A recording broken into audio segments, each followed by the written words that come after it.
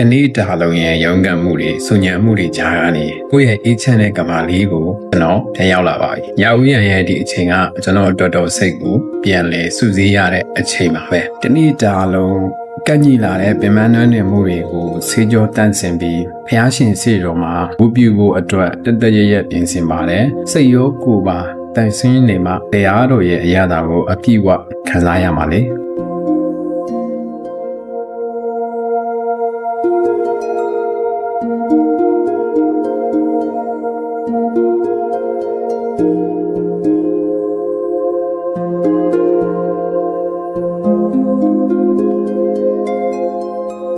ညီဦးရံရဲ့တိတ်ဆိတ်မှုထဲမှာမြတ်စွာဘုရားရှင်ကိုရည်မှန်းပြီးကြောရတာကစိတ်ကိုတည်ငြိမ်စေပါတယ်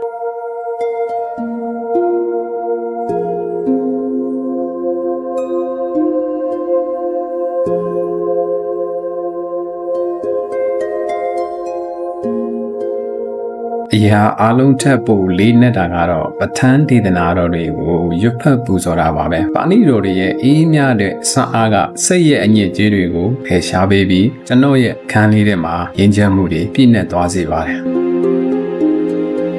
ခုဆိုရင်တော့ကျွန်တော်ရဲ့စိတ်ဝိညာဉ်ကအေးချမ်းစွာအိပ်စက်ဖို့အစဉ်သင့်ဖြစ်နေပါပြီအားလုံးပဲကောင်းသောညလေးဖြစ်ပါစေခင်ဗျာ